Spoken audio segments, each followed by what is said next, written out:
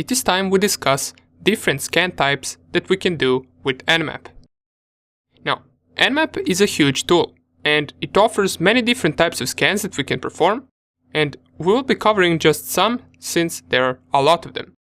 However, at the end of this video, I will give you a really good tip as to how you can really master the Nmap tool.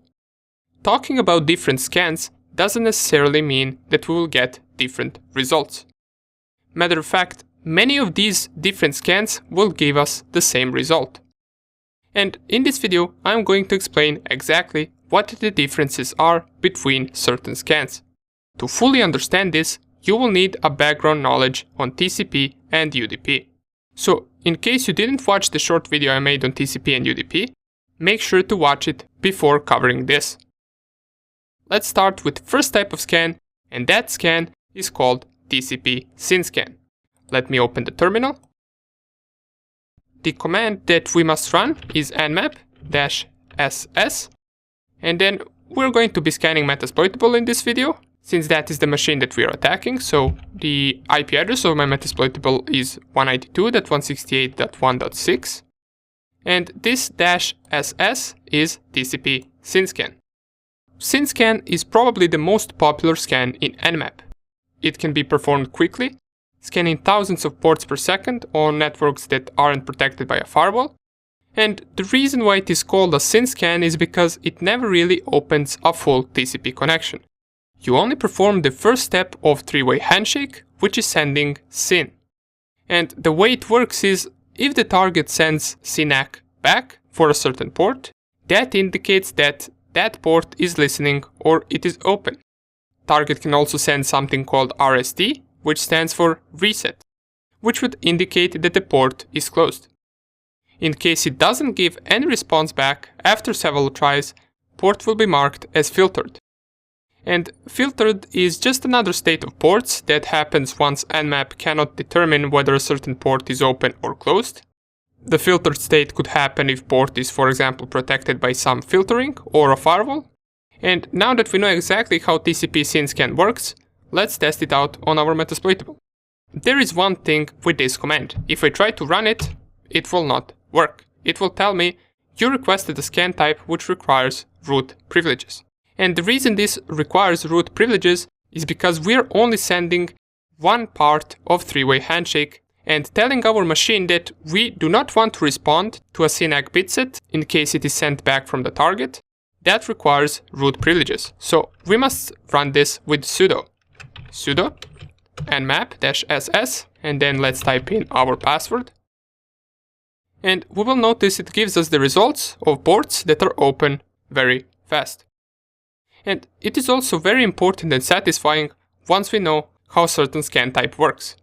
Once again, it sends only the SYN and waits for a SYNAC or RST, and it never establishes a full TCP connection.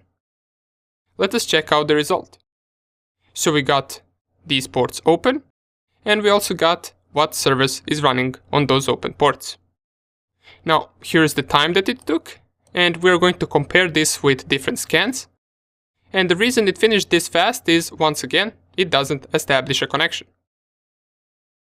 Compared to this SYN scan that we just performed, we also got something called TCP connect scan, or also labeled as -st.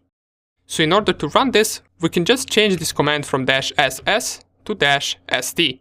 And you will see all of these options if you run the help menu of Nmap.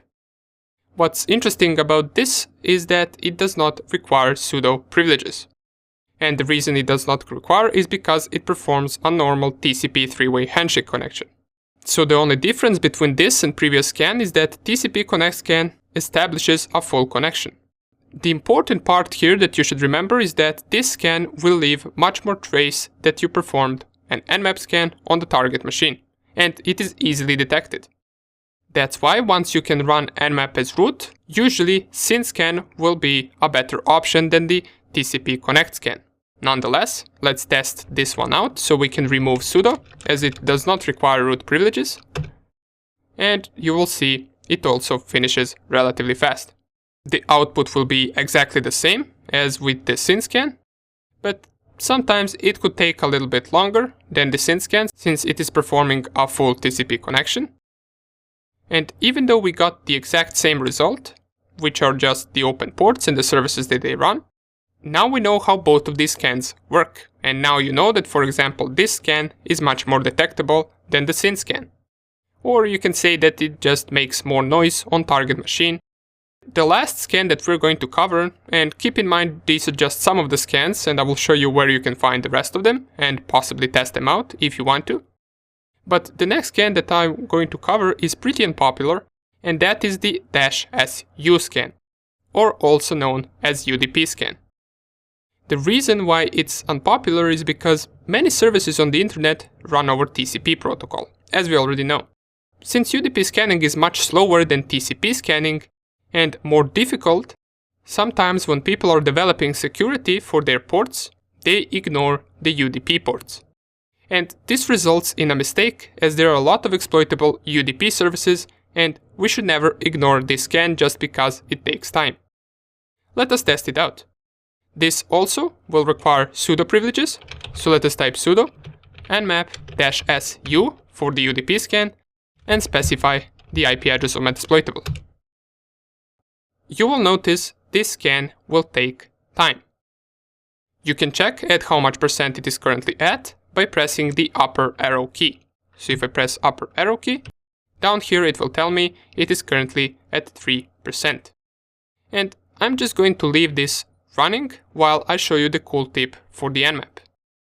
So remember this, the key to learning Nmap in great details is not in reading its help menu, but in reading its manual.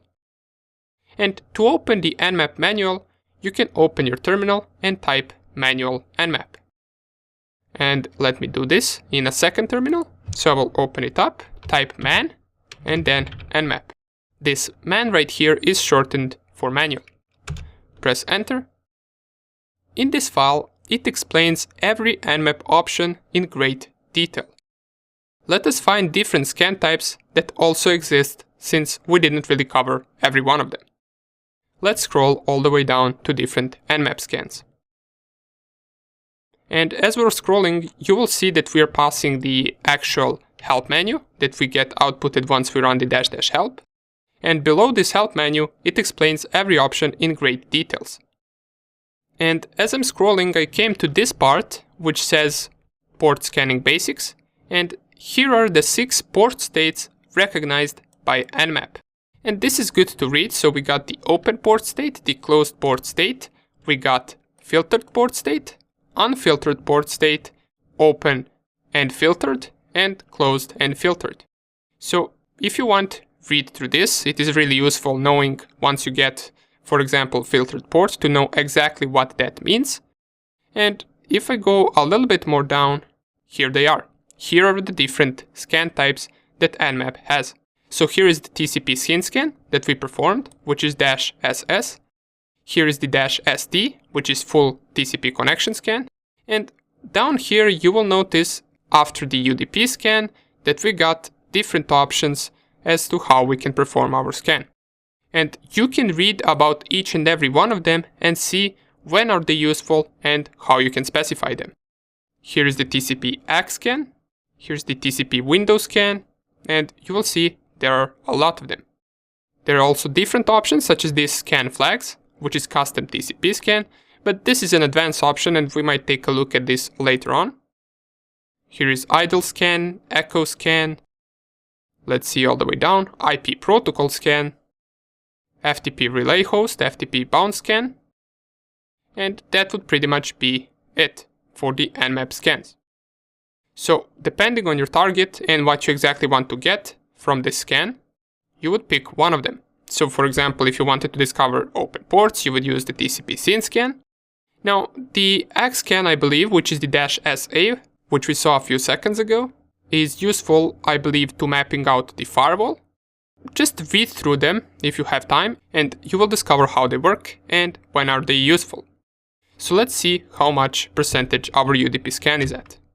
So it has finished about 1/3 of the scan, and we know that this will take at least 10 to 15 more minutes, so we're not going to wait this. And by the way, about the Nmap manual, you don't need to read that entire file, just it is good to know that it exists. So sometimes when you forget something or you want to check out if Nmap has some other option that you need, you can just open that manual and read until you find what you need. Nobody expects you to know everything inside of that file, but after some time you will start picking some of the commands up and memorizing them. Cool. We covered a lot in this video. The next 2 videos will be even more important. We're going to check how we can discover operating systems that our target machines run and what versions of services are they running on an open port. Which is, remember, one of the most important things that we want to find.